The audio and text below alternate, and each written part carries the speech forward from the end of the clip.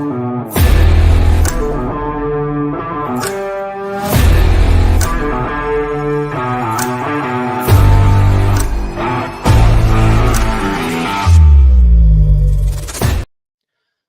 everyone. I am John Ryan. I created this show. It's called the Sports Betting Show. We couldn't come up with anything more creative than that. But seriously, it's the predictive playbook sports betting show for Week 16 NFL action. I mean, Rudy Reyes is kind enough to join me again here as a co-host. I don't know about you, Rudy, but I know South Philly is going to be rocking. And I hope that come Monday, being on Christmas and that they did throw snowballs at Santa Claus, I hope that doesn't come back full circle and haunt them. But well, seriously, how's everything going this holiday season? It'd be different if Santa Claus decided to throw some coal back at him. We'll see. Oh, man, that would hurt more than the snowballs, I'm sure. Yeah, guarantee, especially one and you're done. Well, we are going to talk about that game a little bit later. The Eagles hosting the Giants, and Eagles on a 3-game losing streak, and the radio station's going crazy. But we'll get to that in a little bit. But let's start with the first one here on Saturday. And it's a big one. This is the 8-6 Bengals, who have somehow gotten to be 8-6. Rudy, and taking on the Steelers in Pittsburgh. They're 7-7, hanging on to kind of faint playoff hopes at this point. But, you know, at this point of the season, with all these teams so close to one another, wins become monumental. Losses become season-ending playoff hopes, for lack of a better way to describe it. There's just not enough time left in the season to recover from any loss. It can be done, but it's a lot easier with the teams this week that win. They're probably the ones who are going to be in the playoffs. So with this Steelers game, we have all kinds of problems with the quarterback position with the Steelers, but their defense is keeping them in games, and they're finding ways to win. Recently, they've lost a few games. Bengals, miracle team that they're even 8-6 at this point. How do you see this game breaking down, and who do you think the winner is going to be, Rudy? Well, you know, I look at Cincinnati, I think of Jake Browning. Jake Browning? Who? Jake Browning, a guy who basically came out of absolutely nowhere and has done pretty miraculous things. You could probably have the same conversation about Joe Flacco now that he's with the Cleveland Browns. So, you know, this is the year of the backup quarterback. I've said that before, and I will say that again, because it truly is. And whether or not Mason Rudolph on the other side of the ball can get anything done remains to be seen. Mitch Trubisky in a 1-year tender for the Steelers is certainly a guy that I don't want to see on the field. I don't want to see under center. And to be honest with you, not a huge monetary loss when you talk about contractual obligation that the Steelers have to him. Look, I understand backup quarterbacks may not be the hottest ticket for some teams. And excuse me, to figure out exactly if he belongs there or does not belong there remains to be seen headed towards the offseason. But Mason Rudolph really needs to get that ball downfield. And I know the giving up plays by Deontay Johnson. I understand the whining and complaining about those who don't play football, said George Pickens of the Steelers, a wide receiver. A lot of things to be considered when it comes to the Steelers offense. The lackluster plays, the dink and dunks, the kinds of things that we had seen when Matt Canada, remember him, offensive coordinator for Pittsburgh, decided to be exited from the scene very quickly. And now here we are with Eddie Faulkner and Chris Sullivan, who seem to, I want to say muck it up with Mitch Trubisky. And defensively, you're right, John. I look at defense and I think to myself, man, you have Cam Hayward. You have Blake Martinez, who just signed on with Pittsburgh, a guy who, for all intents and purposes, retired, but now coming back, and the Steelers obviously putting him as part of that linebacker rotation.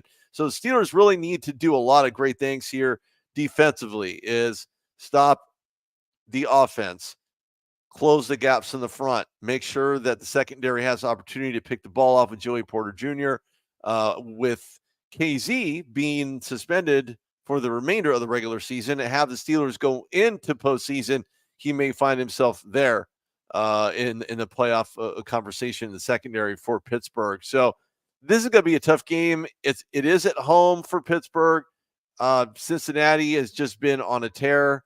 They've won 2 in a row.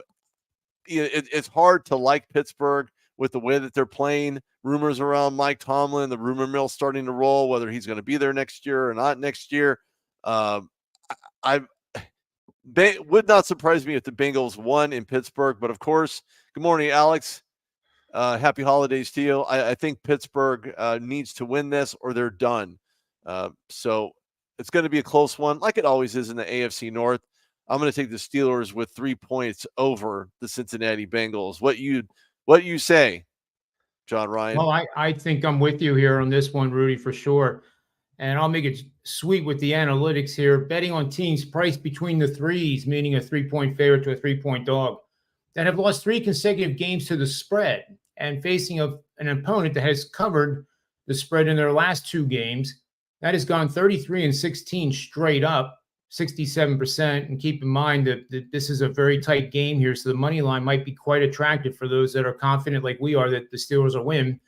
Better yet, 32-14 against the spread for 70% winning bets, including a 31-18 under mark for 63%. That's spanning 10 seasons, folks.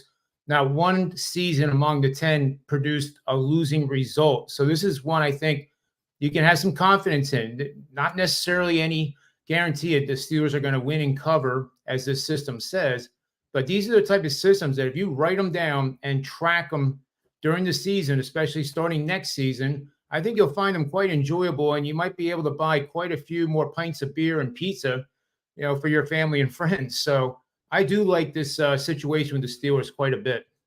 Sharing is caring. If you got pizza, make sure it doesn't have any red sauce, and you'll be nicer the next day.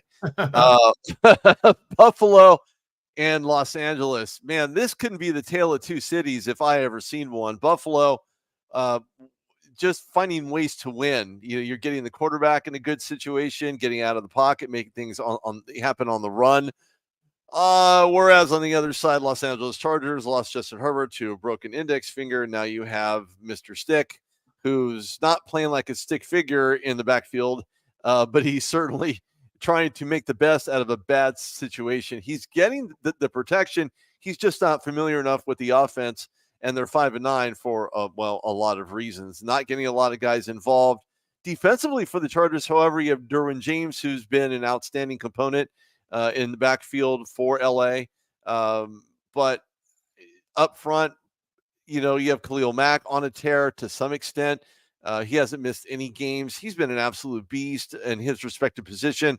Buffalo's just firing on all cylinders right now. Josh Allen just making things happen.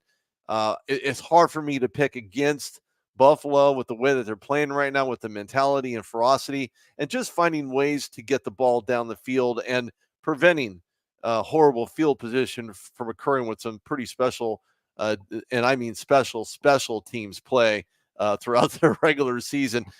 I have to take Buffalo in this game. A lot to be desired for LA if they can even monumentally make a comeback at this game. I don't care if it's in LA or not. We've seen the Rams do it last night against a very poorly quarterbacked under center with a car wreck quarterback throwing the ball downfield to nothing but Olave, and Rashid, and then more Olave. Saints really going to have to find a way to do something in the offseason to right this ship and get more weapons for Derek Carr. The problem is that Derek Carr is who we thought he was, which is a car wreck, making indecisive passes, not reading defenses, throwing balls too low, throwing balls in traffic, and situational calling, something Dennis Allen's going to have to figure out as well in the offseason. And then you have blunders on the defensive side of the ball with Cam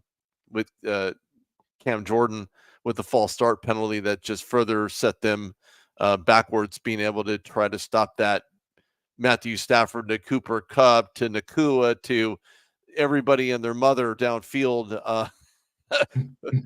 LA is going to have to do something Ram-ish next year to stay competitive, and now 8-7 for the Rams, and opposite end of the spectrum for the Chargers. I'm taking the Bills in this. I think that the line is good. I think that Josh Allen's playing extremely well, whether they're on the road or at home. I think the Bills certainly get the dub in LA against the Chargers.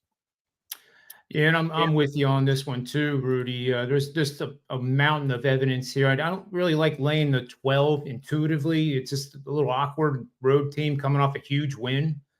But this is the time of year where teams don't let down that are teams like Buffalo. What I mean by that, you can have a big win in week 4 over a division rival and then fall flat in week 5. This is not week 4 or 5. This is week 16, and it's either do or die now. So I believe Sean McDermott will have them, and their quarterback too is playing. Everything is in the moment. Everything is monumentally important to execute properly. I don't see any letdown at all. And if anything, I see it being 14-0 pretty quick.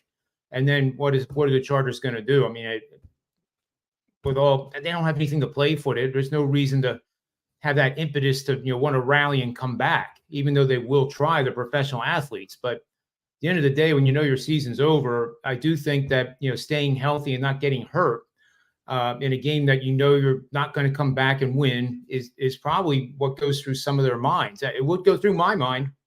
Mm-hmm. But Buffalo's defense quietly is becoming one of the best in the league in many categories. They're only allowing 18.1 points per game.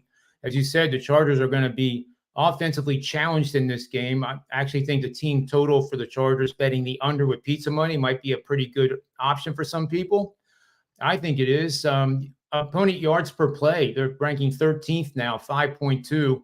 Earlier this year, they were like 24th and 25th and 26th in those categories. So they've come a long, long way defensively. Let's see, what else do I have here on the Buffalo side? Yards per game, 377 yards per game, ranking 4th. Points per game, 27, ranking 6th. Points per play, which is a big one in my models, 5th at 0.413, which means they score 0.413 points every time they run a play, and that is outstanding. 5.7 yards per play, ranking 5th, and I could go on and on and on, but I think the most important one right now is that they rank 3rd in red zone scoring. The percentage of touchdowns scored is 67% when they're in the red zone this season, and I think that is a big, big factor in this game. And I think that's why I like betting the Bills to win the AFC, Rudy.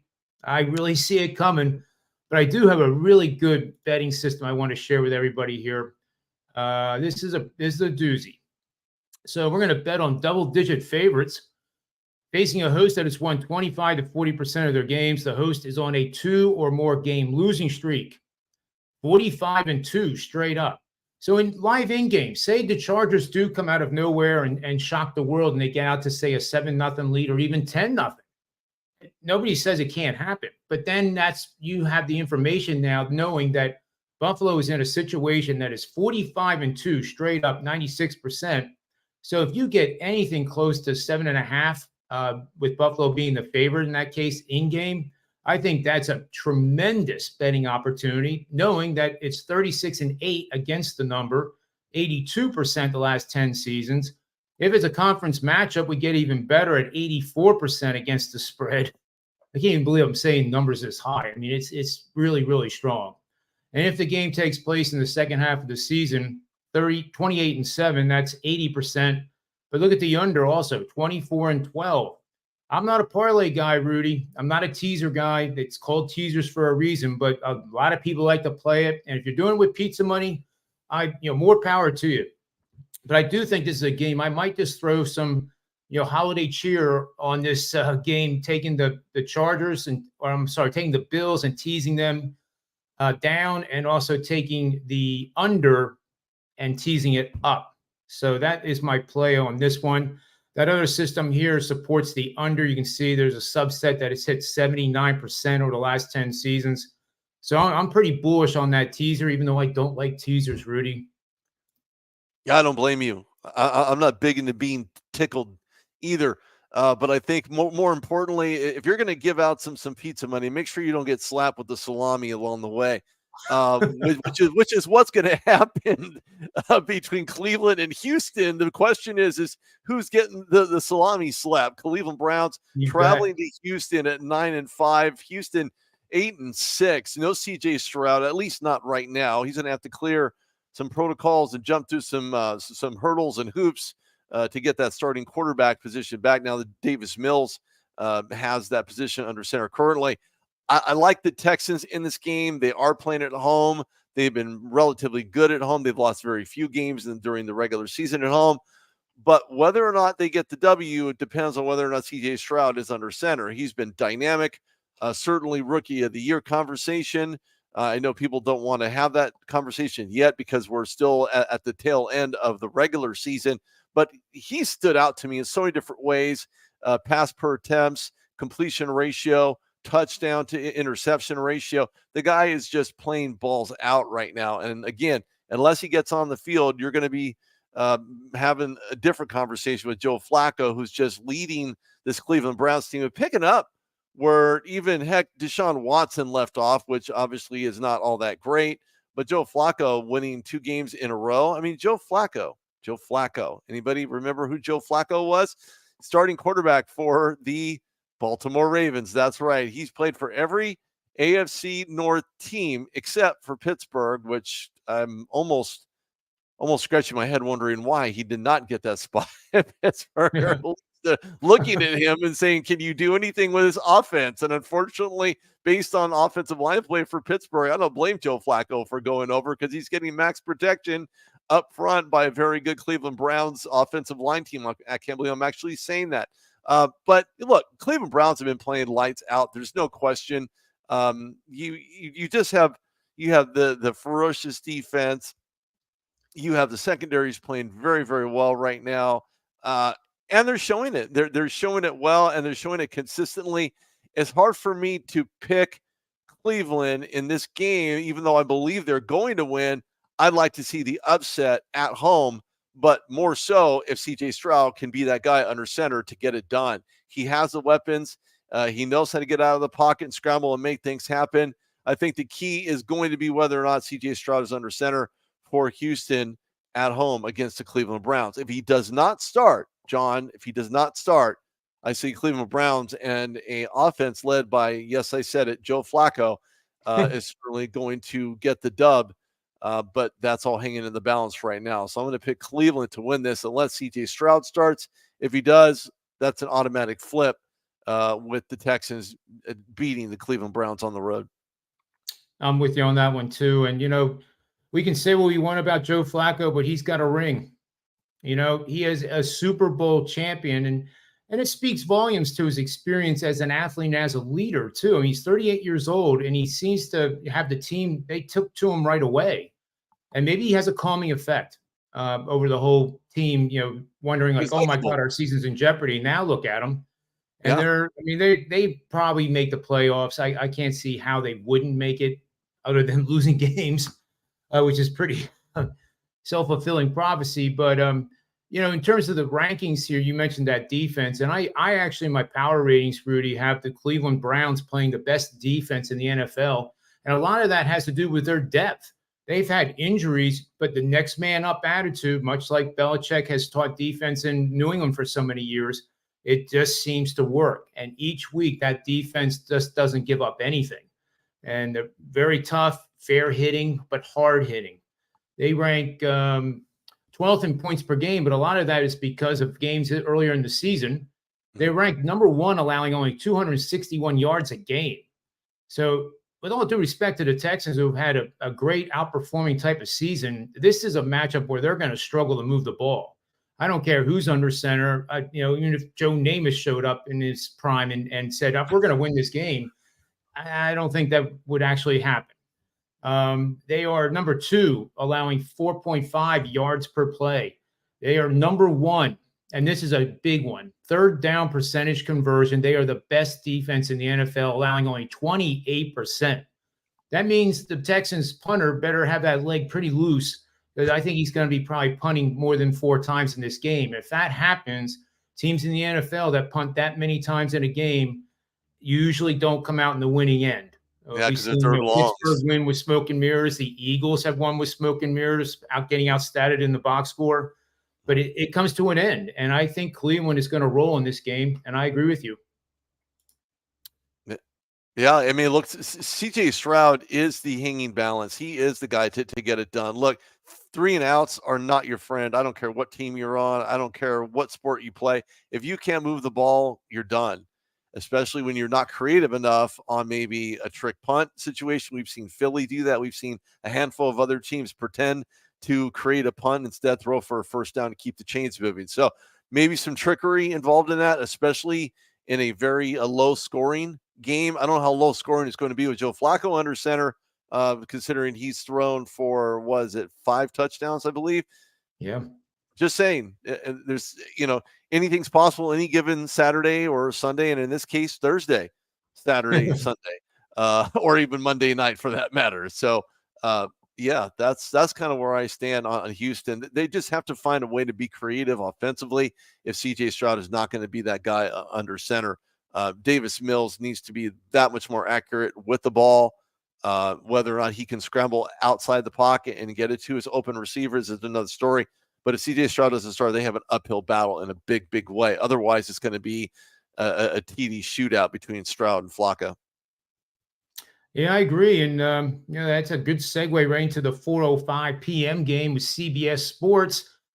The Jacksonville Jaguars were the preseason darling of a lot of people, thinking that they were going to be the team that was going to knock off the Kansas City Chiefs for the AFC Championship game and get to the Super Bowl. But it has been a monumental struggle for Doug Peterson, who's done an excellent coaching job, in my humble opinion, getting the Jaguars to even be 8-6. They are 5-1 on the road, but play not so good at home. Just like the opposite of the Dallas Cowboys, who have not beaten a winning record team on the road, but are a perfect 7-0 at home, scoring a league high 40 points per game. So this is a matchup against the Buccaneers, who have somehow gotten to 7-7.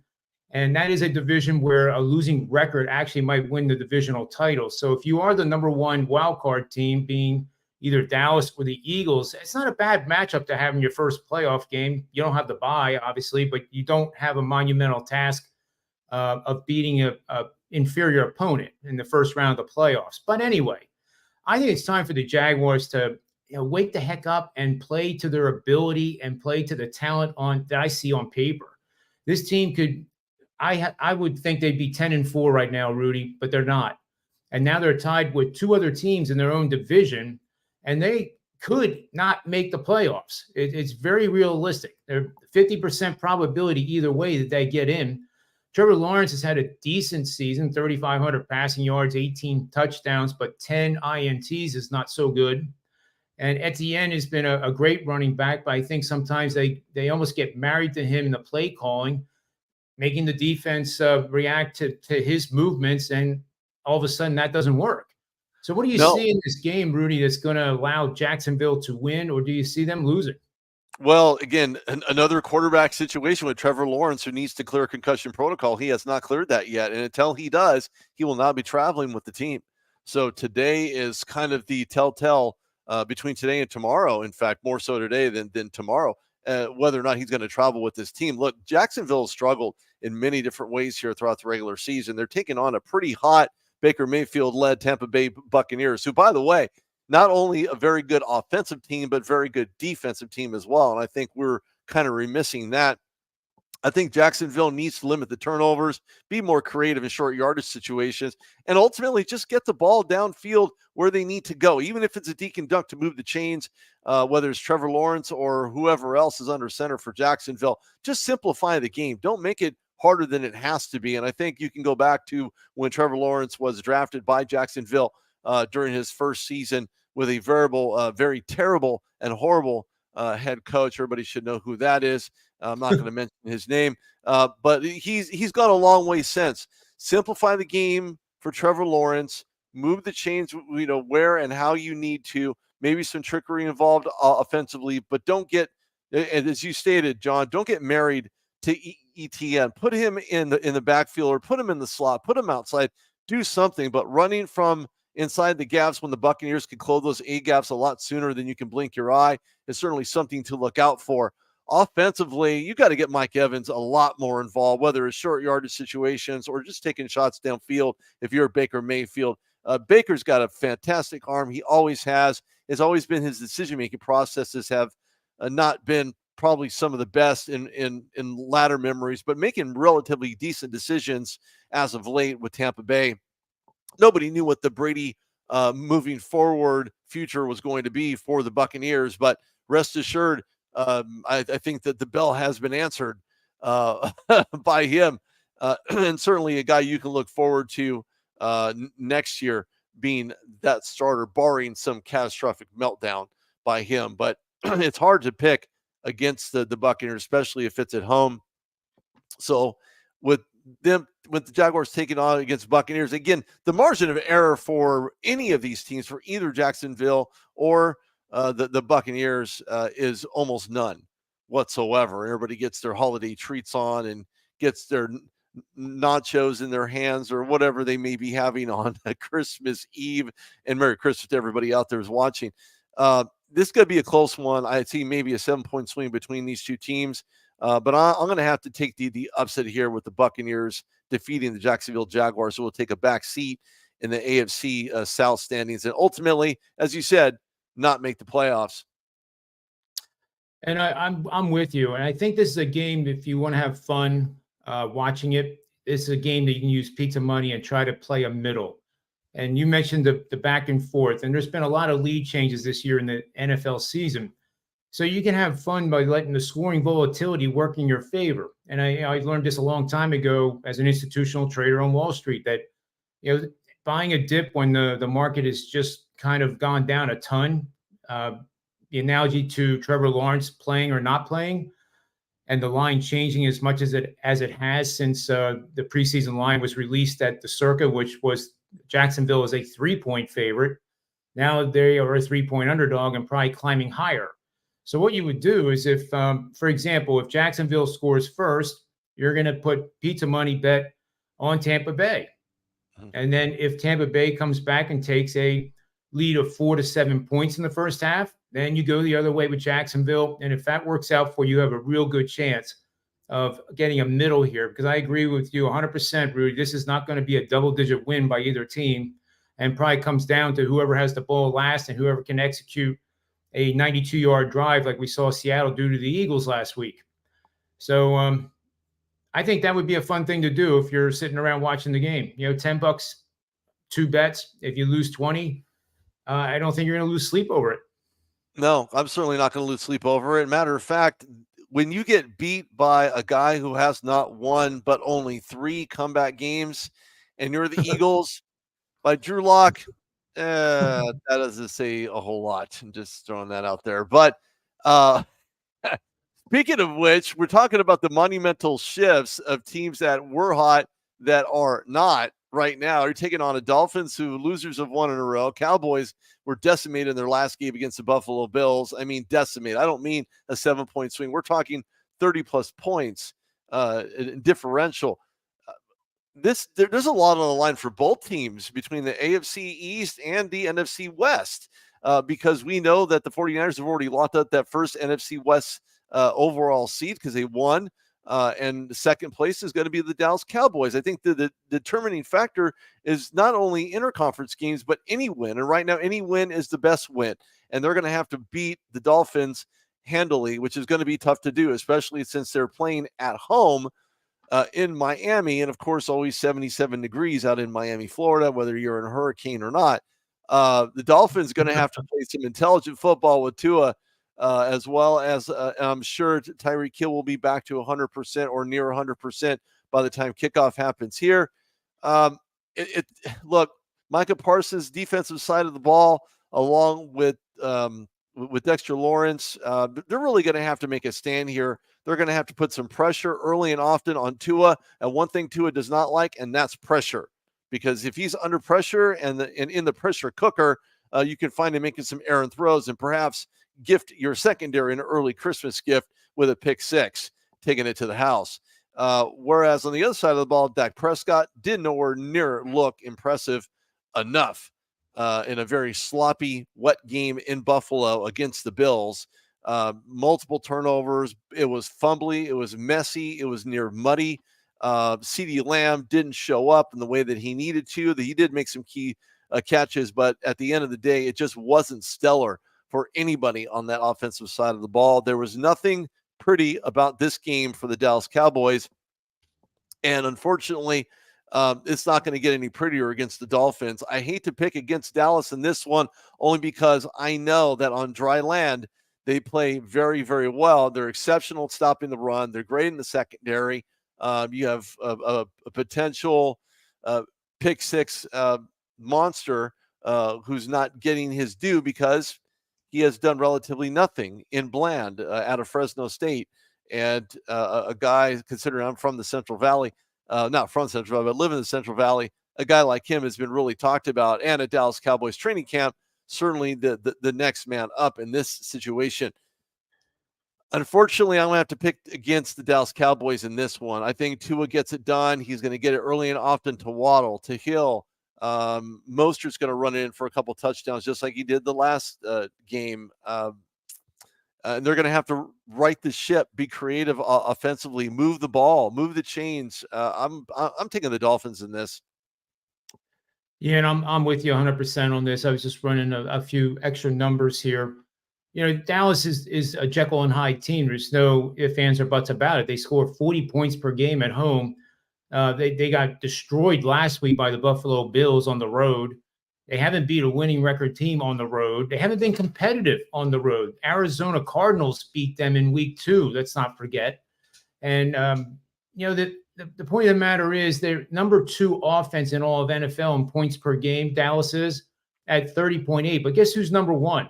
And guess who's much more consistent offensively than Dallas? That would be the Miami Dolphins, 31.5 points per game. Even if you take out the 70-point explosion against the Denver Broncos, they're still the number 1 team offensively right now based on my metrics. Number 1 in yards per game, 414 per game. Points per play, which that neutralizes that 70-point and 700-yard outburst against the Denver Broncos. So points per play, 0.504 is number 2. 6.6 yards per play, which is insanely good, folks. That's number 2 in the NFL. They convert third down conversions at 42%, ranking 9th. And they are number 2, scoring a touchdown in the red zone on 68% of all those possessions. So no matter how good that defense is that Dallas has, they are going to have their hands full here. The Dallas defense, by the way, allows 60% touchdowns in opponent red zone opportunities. That ranks 23rd in the NFL. Anything in the 20s, if you're a playoff bound team, it's not a good metric to be having right now. So I do think you got to just, if it ain't broke, don't fix it. Dallas is struggling on the road. I know the line is kind of creepy at -1.5. Why is Miami only favored by that little when Dallas has played so miserably bad on the road? Well, maybe it's an opportunity for us to take advantage of what the market is thinking. And the market is thinking that Dallas is Dallas and they're the greatest team on the face of the earth. That's the public better. So I do agree with you 100%, Rudy, that Miami is going to win this. And I think this is a game where if Dallas scores first, I'm going to jump on it probably with a couple units on Miami, because I think at the end of the day, they're going to win this game by double digits. Yeah, I believe so. But double digits could be the high end. The low end is, barring a hurricane or some monumental disaster from a weather standpoint, I don't see how you can go wrong with that one. I think the Dolphins win, and they win big against Dallas. Speaking of winning big, the Giants, who have lost plenty of games in a row against the Philadelphia Eagles, who are losers of one in a row against the aforementioned team, not named the Seattle Seahawks. And the way that they played the Seahawks is not how they want to play the New York Giants. I can't say the Eagles own the Giants right now because overall records don't really indicate that historically. But as of late, the Eagles have taken advantage of the New York Giants early and often. Not since Lawrence Taylor would I be able to make that statement. However, Giants with Tommy DeVito, it's a great story. It's good to know. His age is happy.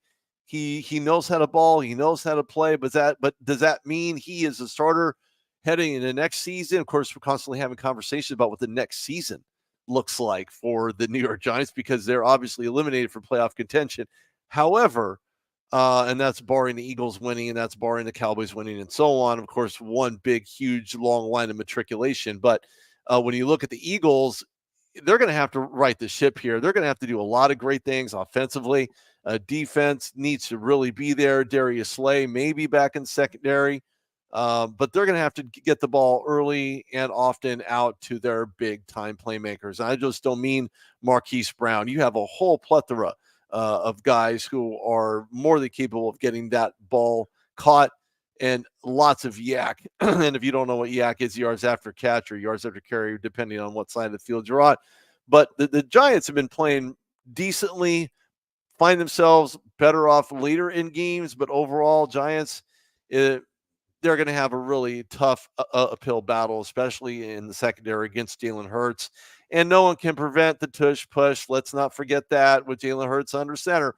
And of course, when I had spoken to OJ McDuffie, his statement was, you can't hate it if you can't stop it. And no one has been able to stop it so far. They're one of the best, if not the best, in the NFL on tush push. And you know what, to be honest with you, I think that should be a stat moving forward for the NFL. And for other teams who really want to make a tush push an actual stat. Overall, I think the Eagles end up winning this handily. Again, barring some catastrophic plays or third down lack of conversions, or it's hard to pick against the Eagles, especially when they're playing the Giants. It would be a different conversation if for some reason Eli Manning was the quarterback under center for the Giants, but unfortunately he is done, retired. He's got his rings and he called it a day. But I think the Eagles take care of the Giants relatively easy in this matchup. If I was a betting guy, and I'm not, but if I was, I'm definitely going to take the Eagles in a double-digit win over the New York Giants. Now, again, with Mr. DeVito under center, he's going to have to play some very good football. And I don't know if this is a gift that's going to keep on giving, especially on Christmas Day. But if you didn't find anything in your stocking and you're a Giants fan, you might not want to look in your sock the next day because there's not going to be anything in it, even though it was hung with care. So Eagles get the dub here against New York. I'm going to have to say at least, I don't know, 32-23 or some nonsense number. Yeah, I agree with you, except I don't even think the Giants get to 23. I think they'll be lucky to get to 13. And that, flies in the face of what really is going on in Philly. And, Rudy, I developed that Twitter app that measures sentiment, the betting community sentiment, fan sentiment, and it's contrarian. So when the sentiment in a given venue, a given city, becomes so negative that they're going to fire the coach, the fans are saying the season's wrecked. When are we ever going to have a winning year? It can go on and on. But when it gets really, really negative and it's analytically calculated, it presents a buying opportunity on those teams. And I remember a situation with the Eagles. It was 3 years ago. They wanted to fire it was first-year coach Sirianno and his staff, and Jalen Hurts was the biggest bust in the history of football. He couldn't throw a long ball, let alone throw it accurately. Who's this guy Jalen Reagor? Who's this guy Quez Watkins? Et cetera, et cetera, et cetera. Well, it was so negative that they went out to Detroit as a 3.5-point favorite in a year that Detroit was expected to possibly lose them all, and they won 42-6. I'm not saying that's going to happen tomorrow, but this is the second lowest reading I've gotten out of the app on the fan base of Philadelphia. It absolutely hates this team right now. Deep down inside, they love them. But the way they're playing right now, it gets me. And I wear this in support of the players because I really, one of my pet peeves is that fans really shouldn't, call the players names and call them degrading things and that they're losers and, millionaire babies or whatever they're calling them, because it actually makes me a little bit angry because these guys and gals have never played the game. They don't know what it's like to wake up on Monday morning and then go into the stadium and basically see your teammates in a MASH unit trying to get their bodies back together so they can even do a practice by Wednesday. And that's the part that really gets me when they start drilling these players and that they're, like they forget that they're humans like us. They get hit, it hurts. Just because they're making $5 million a year and they get hit hard doesn't mean that they're supposed to pop right back up like the great Ron Jaworski did on that concrete field in Philadelphia for so many years. Yeah. It just gets me. But anyway, I'm wearing this in support of the Eagle players, and I hope they really, unite that locker room. And if there is any toxicity going on in there, which the media says, I hope they just get it together. They're professional athletes. And at the end of the day, if you don't like the guy that's playing on the other side of the field, wide receiver, and you're a wide receiver, you don't like the center. Personally, when the game starts, that goes all out the window. If you want to win a Super Bowl, it has to leave. And I really do believe they're going to get it together. Enough preaching about, chemistry and, doing right and wrong. No, But, I completely agree with you. You can look at the other side of Pennsylvania. You look at George Pickens, and I had mentioned during the opener of the show that you have players who want to stand around looking at balls that are free or blocking when guys like Jalen Ward's going in for could be maybe a game-winning touchdown or at least getting back into the game, and you're just standing there and you're complaining about getting injured or getting hit. Look, if you're part of the play, yeah, but you're on the field, so you could be injured anyway, regardless. Doesn't matter if you're physically involved in it or if you're a standby. Just get involved in the game, get involved in the scheme, get involved in the locker room, and take ownership in your mistakes and stop blaming other people for your shortfalls. And of course, you could have that conversation about George Pickens and other position players, wide receiver coaches getting involved when it comes to, players who want to snap back at people who he claims that, we don't play the NFL football. But like with anything else, if you're going to be in the way, be part of the play or get out of the way. Oh, I love it. I love it. Great poetry there. That is good stuff, Rudy. I always, a lot of people didn't like Tom Brady, but a lot of the reasons they didn't like him, I think, was because of the good leadership qualities he had. When they weren't playing well in a game, he would get in the face of that offensive line, or he would even get in the face of Gronk, who could have broke him in half. And what he was basically saying is that, you're playing, he wasn't saying you're playing like crap, you're a loser. He was saying, hey, look, you're better than this. Let's think, let's focus, let's next drive. Let's get out there and do it. And I don't think not everybody gets that part of the game. They see an argument between A.J. Brown and I forget who it was, the head coach or Jalen Hurts. And right away, there's a problem. Well, maybe not. Maybe A.J. Brown wants to win a Super Bowl and he wanted to win that game. And he was saying, hey, man, I've been open this whole last 10 minutes and you're not even looking my way. And I have seen no problem with that. But anyway, back to this game, Rudy. I see the Eagles defense is a mess. And after this game and over the next 3 weeks, they're going to have to figure it out because they rank actually dead last in the NFL, allowing 48% third down conversions. Now, the good news is that the Giants rank dead last in converting third down conversions. So the Giants actually might make the Eagles defense look like everything's fixed and, a second coming of the steel curtain of Pittsburgh Steelers. But let's not get carried away. The Eagles defense, especially the back end, is going to have to get it right. Communication is going to have to get right for them to advance deep into the playoffs and get to that Super Bowl that they want to win.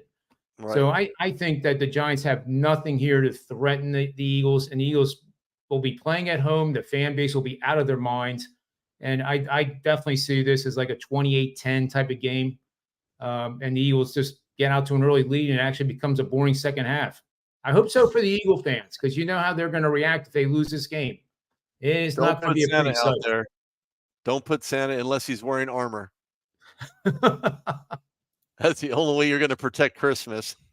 Yeah. I just hope Santa's too tired to show up to the game, to be honest. But I'm sure there'll be sightings, no doubt. Santa's Philadelphia, no doubt there. Yeah, but anyway, Rudy, before I let you go, I'm just going to give a little update on the predictive playbook, what we're doing, and then I want you to tell everybody where they can find you and your great show on iHeart Radio, et cetera, et cetera. But believe it or not, humbly stated, I'm on a 25-6 ATS run in the NFL. These things do happen. You just never know when they're going to happen. 6-0 with the 10-unit max bets. I'm going to have 2 of those for the first time ever in Week 16 action in the NFL. So I'm a bit nervous, but I think you can trust the research. You've seen some of it here on the show. And just send a direct message and we'll get you set up for the NFL and any bowl games that are coming up in the next week. And Rudy, where can people find you and all your great work? Oh man, there's all kinds of places you can find me. Download the iHeart Radio app. Listen to me spatter off about news and upcoming events and things that have already happened on Seattle 1090 AM in Seattle on the iHeart Radio app, or you can find me at KTVA in Ventura, California as well. I'm located here in the Central Valley. So you can always go to the RudeDogShow.com. I always have things brewing from a sports perspective. Always having some pretty fabulous guests on, including yourself, John, and lots of other great people. And if I didn't wish anybody or everybody a Merry Christmas, do so and have a Happy New Year and be safe out there.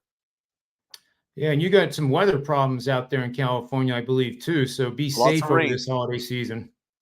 Thanks. Appreciate it. Well, that'll bring us to the end of the Week 16 NFL Sports Betting Show. I thank you, Rudy, for being my co-host. And folks, this is the holiday. It's Christmas. Family comes first. You know, there's so many things in life that are far more important than betting on sports. But if you do bet on them, use pizza money. Don't think that you're going to, become rich, or don't go for it, especially during Christmas. It's for your family and others. It's for you to do good unto others. And I think as a nation, we need to do that across the board. So bet with your heads, never over it, and may all the wins be yours.